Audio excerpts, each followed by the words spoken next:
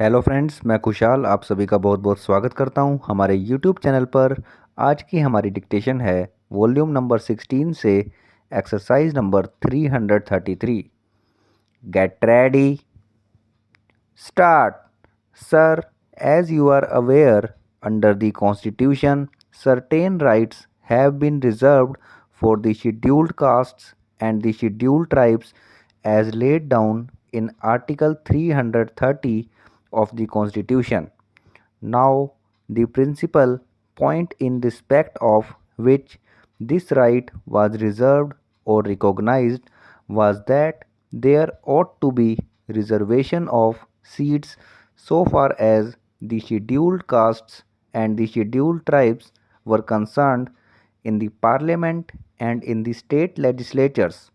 Then, sir, it was left to the President to prepare the lists and to promulgate them so far as these tribes were concerned, and therefore, under Article 341, these orders were issued by the President under the authority which had vested in him. In all, as many as 4 orders were issued in 1950, and according to these orders, effect has been given and seats were reserved at the last general elections and naturally at the subsequent by elections as well. Sir, at the time when these lists were under preparation and subsequently also a number of complaints were made to the Government of India, and according to some, the lists were incomplete, and according to others, there were certain communities, certain tribes, or castes which ought not have been included, and therefore, when under Article 340 of the Constitution, the government appointed the Backward Class Commission in 1953, they requested the Backward Classes Commission also to consider the question as to whether there ought to be any additions to or reductors from the scheduled castes and scheduled tribes orders as pointed out by me just now. Now, the whole question was considered by the Backward Classes Commission, and in volume 2 of their report, they have dealt with this question on the information they have that. Thereafter, sir, twice the views of the Backward Classes Commission were sent to the state governments. In the first place, we requested them to offer to us their views or reactions. They were received, and thereafter the government considered all those matters as also the suggestions and again sent back their tentative views to the state governments. The state governments consider this matter, and thereafter their views in a final shape came, and after the receipt of all this material and after considering all the circumstances, the government took certain decisions. Then, sir, there are certain matters which I should like to explain to this honorable House so far as the main principles on which the present amending bill has been brought forward. The Backward Classes Commission, sir, made certain recommendations. In respect of these, there were 3 important suggestions that the Backward Classes Commission made. One was, as you are aware, sir, in respect of the untouchables amongst the Sikh community. Now, it was at one time contended that the Sikhs were not Hindus at all. That was rather a wide claim.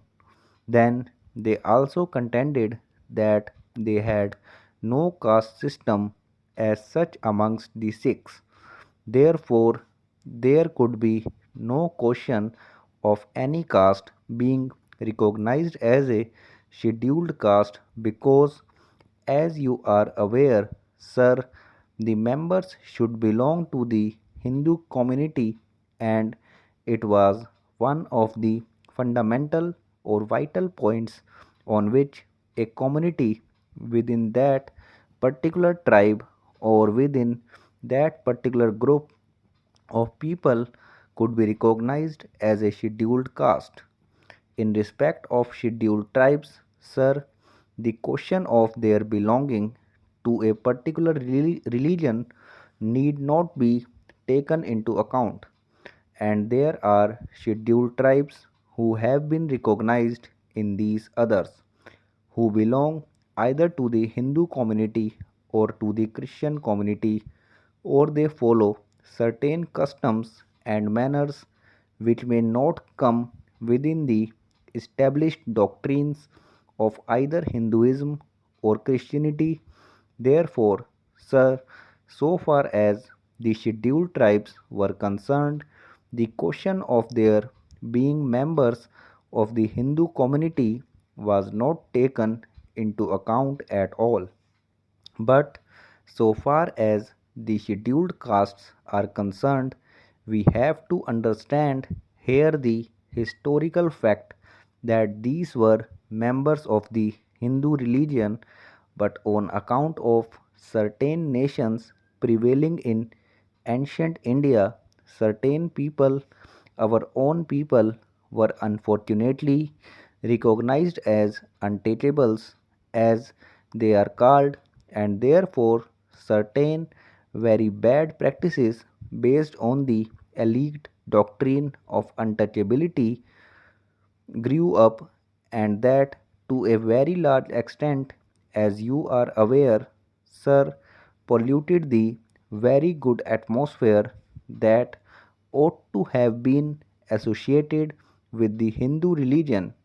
So far centuries together, this disability remained amongst these people, but thanks to Gandhiji and to a number of other great leaders of ours, this question was taken up, and since then, especially during the last 30 years, sir, considerable headway has been made so far as the annihilation of this practice of untouchability is concerned.